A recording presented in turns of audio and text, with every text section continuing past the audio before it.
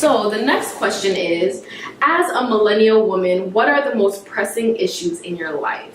That's a good question. This one's a little deep, y'all. I think right now it's like career. Maybe not even career, but like, what is your life's purpose? I know that's real deep. That's real deep. But I feel like this is my first year really working in a real corporate job. This is honestly the longest job I've ever had, y'all. Same. I've been working at Verizon for 7 months. Everything has been like an internship or like a job for a semester here and there. So for me, this is really long term. This is a deep commitment for me. And I'm like, at 7 months, and some might not think that's a long time. I'm like, am I going to do this for a long time? For like 10 years, 2 years? Like 2 years to be at a job just sounds like a lot to me. And everyone says that's what you should do as a young person before you move on. So like for me, I'm trying to figure out, I feel like what I was supposed to figure out in college, I'm trying to figure out now, like, what do I want to do with my life? Like, what is the career? What is my purpose? Like, why am I here on this earth? And it's not easy. Like, classes didn't teach me that, unfortunately. So I'm trying to figure that out right now. Teach you everything. So. Yeah, and then still trying to figure out happiness, because it's like, is it work that's happiness? Because right now, I would say right now, work is not the thing that makes me happy. I don't hate my job, but I know that's not something I want to do for my life, and I don't want to get stuck in a job, because I feel like I see a lot of people get stuck in a job, and it's not necessarily the thing that makes them happy. So is it like, is it the job that makes you happy? Is it the relationships? Is it the experiences? And I feel like those are the issues I'm trying to figure out and weigh now. Yeah, I think that's my favorite part of like our generation, is that I think we're not willing to just like, you know, like our parents were not willing to just settle for this job and stay here for 20 years because we know that like it's a guaranteed check, right? Yeah, like, we exactly. want to find our passions, like we want to find the things that'll drive us. And I think that's really what sets us apart from like previous generations. And I really love that. Yeah. Like when I quit my last job, my grandparents were like, what are you doing? This is a full-time job with a 401k, you have benefits, you have all of this. But the opportunity to come to New York was presented, and I was like, I'm leaving after 3 months. I have to go. Goodbye. But back to the question. What are the most pressing issues in my life? I would say figuring out like what's next, like what you said, but like all of my life I worked to get to this point, you know, like to secure a job as this professional in public relations, and I'm living in New York City, and it's like I'm living the dream that I've always worked hard for. And now that I'm at this point, it's like, good job, but now you have to figure out the rest of your life. And I don't know what that looks like. I don't know like what the next step is. And well, do you know it's PR? Like, yeah, I know it's PR, but I don't even know. yeah, so you have time to figure it out. Do I? You know, but you know, you have rent and you have all these other obligations, and then you're like, you feel like you don't. Like, so the most pressing issue in my life is rent. Yeah, you're like, okay, like I don't have a day. I can't just call off work. I'm gonna call off work to figure out my life and my purpose right now, because all these things are due, and if it's not rent and bills, it's like your family asking questions, or just your relationships, or just your friends. So I feel like at college you take for granted that it was okay you just missed class, or it was okay you messed up, or like failed a final, because it didn't feel like it was final. But if I didn't pay my rent next month, I'm gonna get evicted. Like, I don't feel like I have time to just like, let me just take a mental health day and figure out my life. Let me do a Venn diagram, pros and cons. Like, I don't feel like I get to do that. So everything feels like pressing and up in the air. And I wish I could tell people, yeah, I'm at the place where I want to be, and I'm moving. Like, and that could be the Gemini in me. I'm very like, I don't know what's going on, very indecisive. But it doesn't feel like, I feel like other people have like this set path and trajectory, and they know where they're going. I'm just like, I'm here for the ride. I feel like it's fun, actually. Like, even if you want to quit your job today and go back to Georgia and be like, hey, I'm figuring it out. I'm just gonna like be to myself for a while. I feel like that's okay, and I feel like our culture tries to make it feel like you need to have it figured out. Yeah, exactly. And I think that's like, the issue. Or like maybe that's the pressure you put on yourself. So That's so real. I'm thinking about a million things at once right now. But I recently went to like an employee resource group event, and it was called Beyond the Face Mask, right? And it was pretty much talking about what Black women need to do beyond just buying a face mask for self-care, right? Like, what does self-care mean? Yeah. Right? And I think this relates to this question right now, because I think that that's kind of what's most pressing in my life is self-care.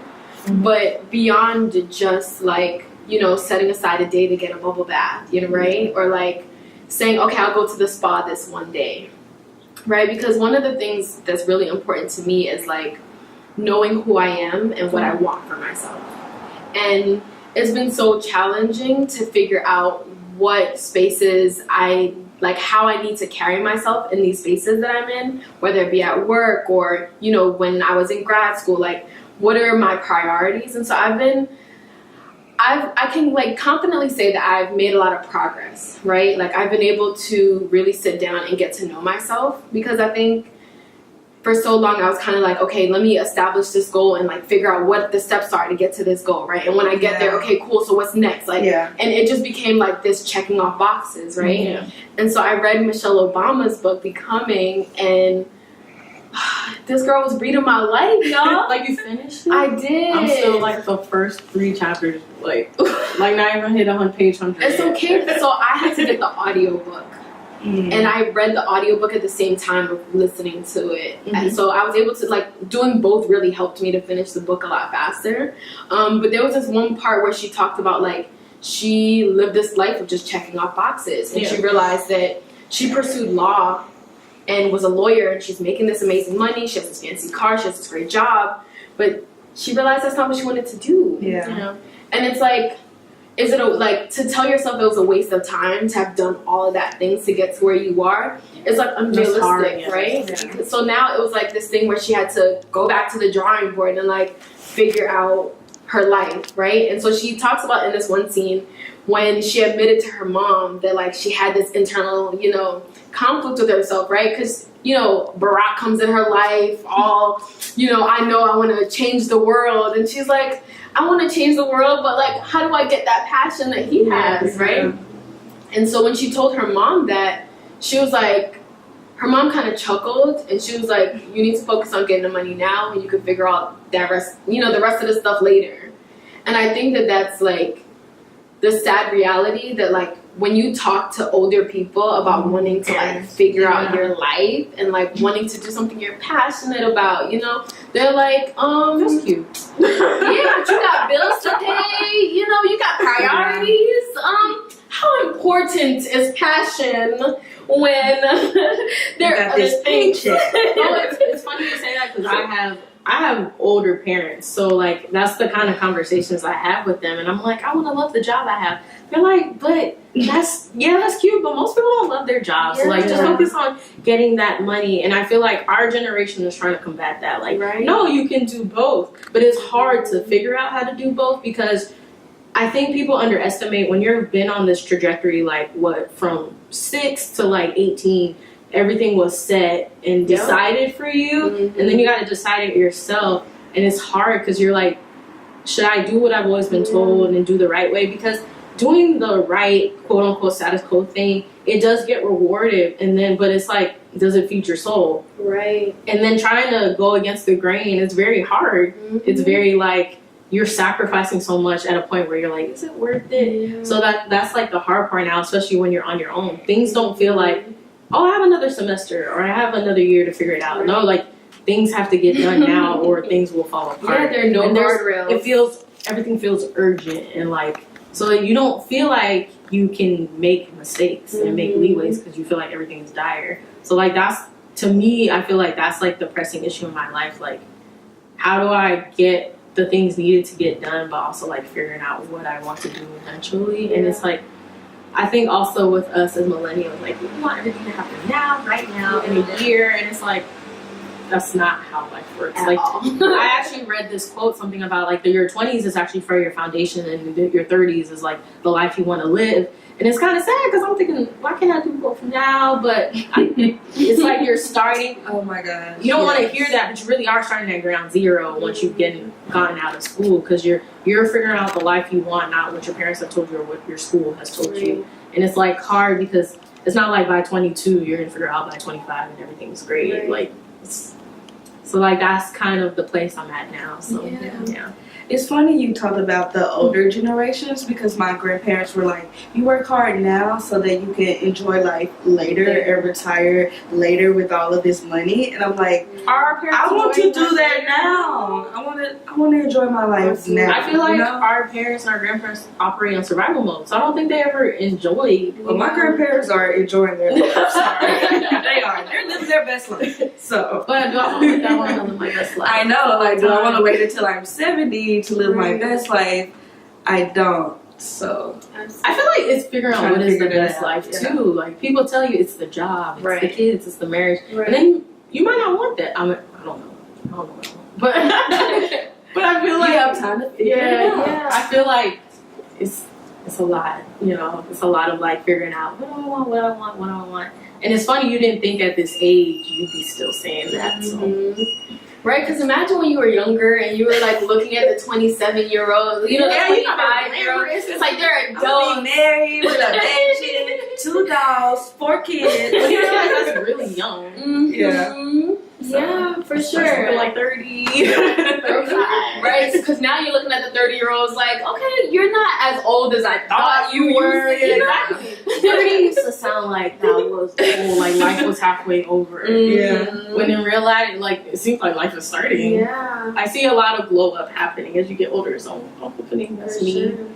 So, yeah, and I think that's why I say that like self-care is the most pressing thing in my life right now, just because like to me self-care means like being one with myself and being happy with like what I'm doing and where I'm going, right? Yeah.